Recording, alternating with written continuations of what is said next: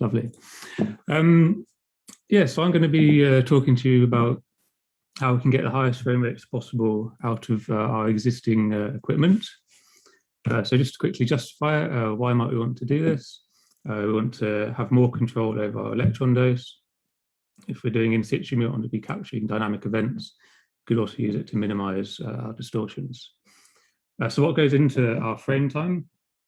So obviously we have the number of pixels by the dwell time. Then we have this line flyback time. So we scan one line, we wait a bit before we do the next one. And we've also got this inter-frame time, this frame flyback time, which is a bit mysterious to us, what actually goes on with that. So we want to reduce our frame time. There's obvious things like reducing the dwell time, but that can be hardware limited, and we might start getting to signal to noise problems. We can reduce the number of pixels, but we're going to reduce our resolution, or we're going to have to do something like compressed sensing, and then we need new scan gens or beam bankers. Interframe time, again, we don't really know what it is, so we can't really control it. So that leaves us with this line flyback time that we can reduce. You'll also notice as well that I've labeled these useful. So this is actually forming our image here, this left term, and this is essentially wasted. And we can use that to form a sort of scan efficiency equation. That's actually really important for dose calculations, and people seem to have ignored it until now. So if we look at that, just to arrange dwell times and flyback times, so if we take a typical flyback time of about 600 microseconds, dwell time of 2 microseconds, our scan efficiency is actually less than 50%. So if we can reduce that to something like 20 microseconds at point B here, we can get that up to 70. But we're actually limited quite a lot by this inter-frame flyback time that we've actually experimentally measured to be sort of 0.2 to 0.3 seconds. So it's quite large. So we need to get rid of that if we're going up to these close to 100%. But we've also labeled here the sort of line sync times you might use. And because they're quite large, the efficiency is close to 100, which might explain why, why it's not been seen before. And I guess in the context of frame time, because of this inter-frame time, going from A to B actually, doubles your frame rate, but it's something like, 1 to 2 seconds. So maybe not as fantastic as we would like it to be. Okay, so we're talking about reducing this flyback time. So first of all, why is it there? And basically because our scan coils are big inductors. And so when you try to change current through them, there's a non-zero response time. So rather than going this nice step function, if we go from the right-hand side to the left-hand side of the image, we've got this exponential decay. This was actually observed experimentally over 10 years ago by this Baban paper. They actually misattributed it to the low dwell times. But we've reproduced it here using our neon and a digiscan. And you see as we reduce the flyback time, we get this sort of compression effect on the left-hand side. Zero as well, you notice there's sort of a mess at the very start, and that's actually the beam moving from the right-hand side to the left-hand side across the sample. Okay, so there's this nice paper from Ishikawa before, so they were trying to actually reduce the inductance. So they've added a sub-scan coil here. And for them, they were able to reduce their flyback time down to 35 microseconds. And they actually got frame times or frame rates of about 25 frames per second, but they had this new coil, new detector hardware, new scan gen hardware. So there's a lot of money and time invested in that. So that's not really an option that's available to everyone. And not to say you can't really buy these commercially yet anyway. So we want to use our existing hardware again. So it's a digiscan controlled neon. But we notice this, this decay form is this nice exponential, and we can fit that. So we've got an amplitude and a decay constant, basically.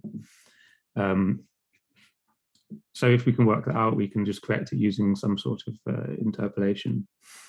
So to calculate this, it's tempting to use things like geometric phase, but that gives you edge effects right where we want to be measuring this, so it's not particularly suitable. So instead, we've opted to work in real space, generating a reference and using nonlinear least squares to fit it. And you see here, so this black data is before, blue data is after. This apparent strain has been reduced completely. So just a note on generating the reference. So we can just take an image, something a standard sample silicon or STO, We could do it with a long flyback time. Obviously, we moved to the flyback effect there. We've also noticed that in all the data we've got, that the right half of the image is actually free from any apparent strain. And this is, quite nice. We can generate a reference from that. So we take the right half, do some sort of self-tiling to generate a large reference.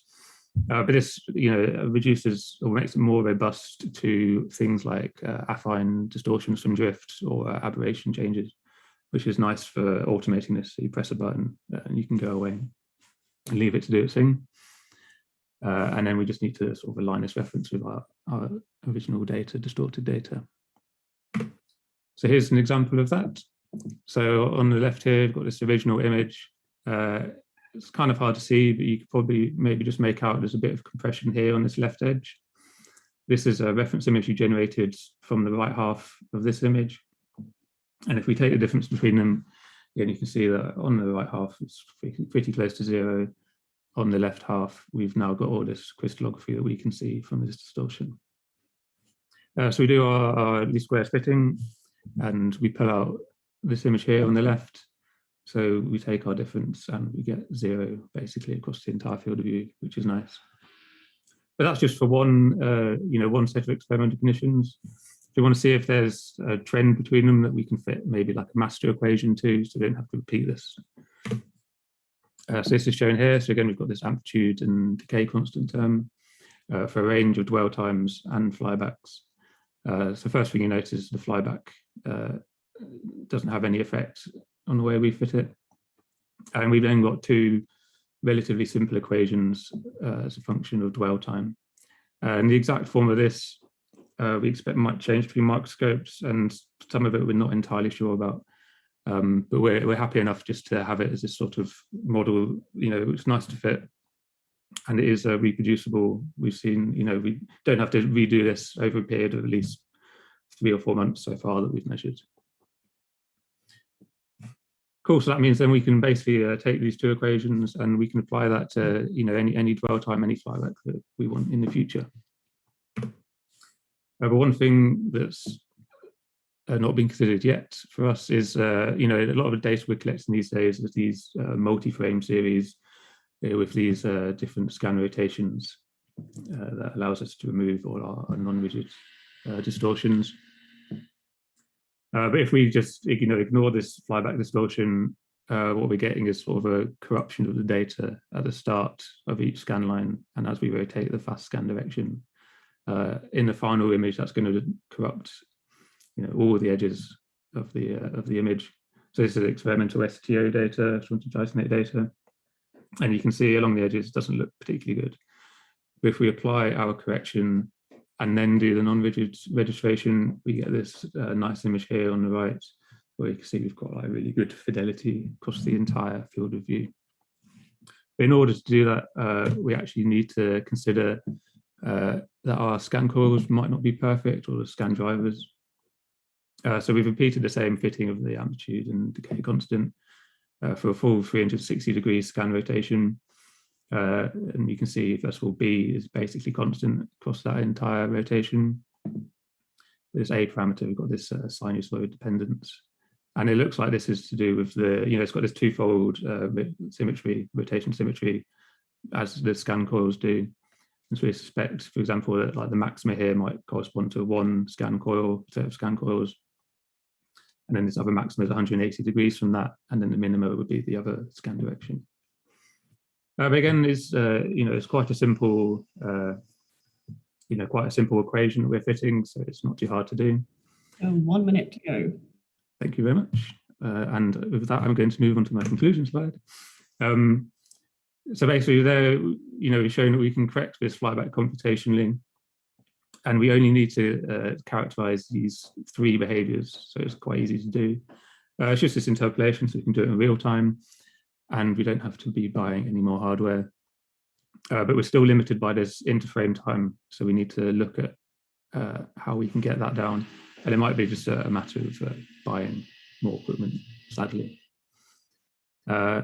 And with that, I'll say thank you, particularly to SFI for funding me.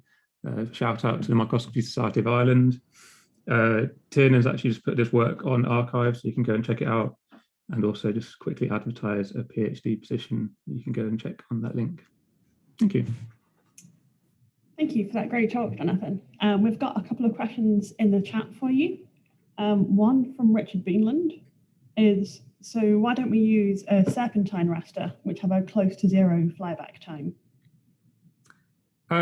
You could. There's still problems with hysteresis. It might be that you can remove them, but the main thing with that and kind of in the sort of spirit of this work is it'll probably be investment in another scan gen kind of thing.